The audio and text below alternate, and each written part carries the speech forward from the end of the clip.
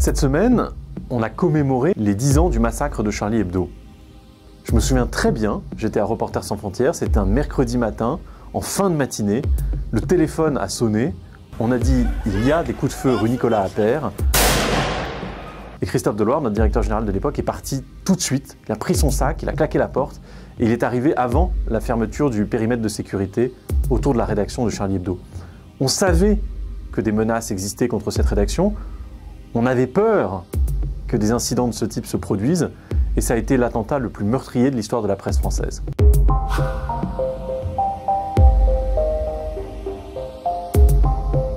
Dix ans après la tragédie de Charlie Hebdo, qu'est-ce qu'on peut faire? Alors tout d'abord, il est important d'en parler, parce qu'il y a certains de nos concitoyens qui étaient encore trop jeunes pour avoir un souvenir réel de ces événements. C'est important de mesurer aussi à quel point cette rédaction elle est toujours menacée.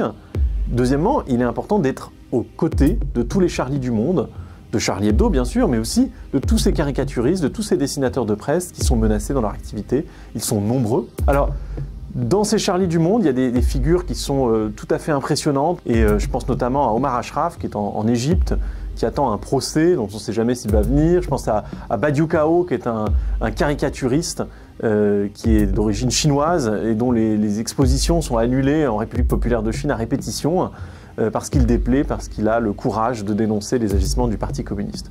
Et troisièmement, je crois qu'il faut dire notre attachement à cette forme de journalisme spécifique qu'est le dessin de presse.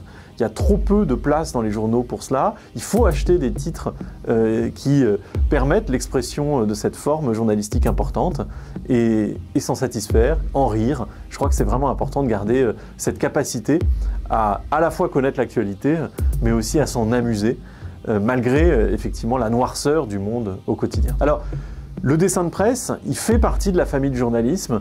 C'est quelque chose qu'il faut chérir.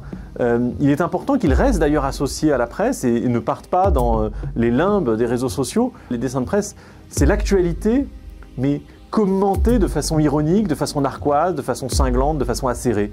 Et donc, c'est une sorte de proposition de valeur qui va avec les faits. Il y a une histoire du dessin de presse qu'il faut valoriser. Il y a une importance d'associer les faits à leurs commentaires et leurs commentaires par dessin de presse. Cet espace, disons-le, depuis 10 ans, il a plutôt tendance à se réduire parce que la société, dans beaucoup de pays, est de moins en moins capable d'accepter cet humour, cette ironie, cette distance. Il y a une volonté de faire attention à ne pas porter atteinte aux sentiments des uns et des autres.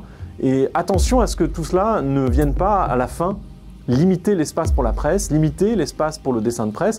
Beaucoup de rédactions ont fait le choix de désormais laisser moins d'espace physique même pour le dessin de presse. Et je pense à ce qui s'est passé au Washington Post, tout ce qui s'est passé au Monde il y a quelques années. Alors que l'année 2025 commence, je voudrais faire le vœu qu'on garde, à l'instar de Charlie, cette capacité à rire, mais aussi à s'engager, à mener des combats qui sont importants pour nos sociétés, qui sont importants pour le journalisme. Je crois qu'on peut le faire ensemble. Reporters sans frontières a bénéficié de beaucoup de générosité en décembre 2024 et je vous en remercie parce que grâce à ça, on va pouvoir continuer nos campagnes, des campagnes pour un journalisme libre, indépendant et pluraliste. Merci.